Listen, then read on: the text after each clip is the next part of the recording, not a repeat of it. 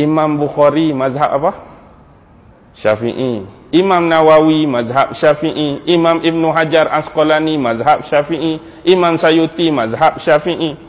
Walaupun mereka tu dah hebat, mereka tak buat macam hak kedua tadi, nak pilih-pilih tu dah. Mereka lebih terikat dengan satu-satu mazhab. Syafi'i aku Syafi'i, aku Hambali, terikat dengan satu.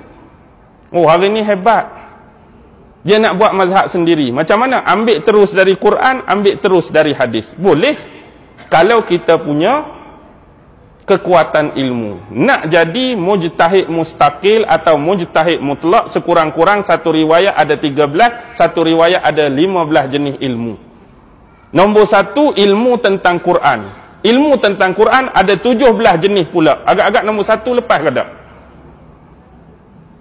Nak jadi mujtahid mustaqil ada 13, ada 15. Nombor satu tu ilmu Quran. Ilmu Quran pula 17 dah.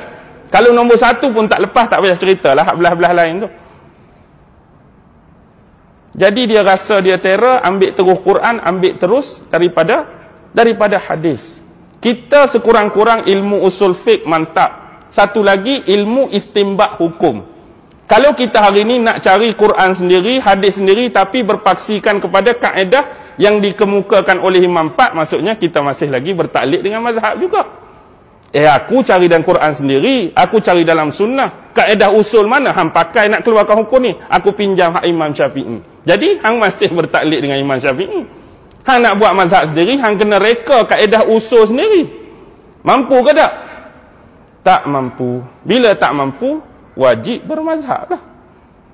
Jadi imam mazhab ni ikut siapa? Ikut guru dia sebelum tu. Guru dia ikut sebelum tu. Guru dia ikut sebelum tu. Sahabat, tabi'in sampai kepada Nabi. Ke mazhab ni dia pakai kitab Feng Shui ke, kitab Weda ke, macam mana? Dan sampai tak mau ikut mazhab. Macam ni lah. Kiasan paling mudah. Hari ni kalau saya nak buka laptop, saya nak buka notebook, saya nak buka desktop, saya kena bermazhab. Ada 3 mazhab utama. Pertama mazhab Windows, yang kedua mazhab Linux, yang ketiga mazhab Mac OS. Operating system dia panggil OS. Sama ada nak layar pakai Windows, pakai Linux, pakai Mac OS. Tanpa guna hak ni agak-agak boleh masuk ke tak, Mak? Tak ada siapa berani nak masuk. Maksudnya waktu berkomputer saya kena bermazhab, sama ada Windows, saya kena bermazhab Linux, saya kena bermazhab Mac OS. Boleh tak ustaz saya nak reka OS saya sendiri, operating system? Silakan kalau hang mampu. Apa nama dia? Nama dia Bangang OS contoh. Tiba-tiba tak boleh nak buka desktop lagi, hang dah.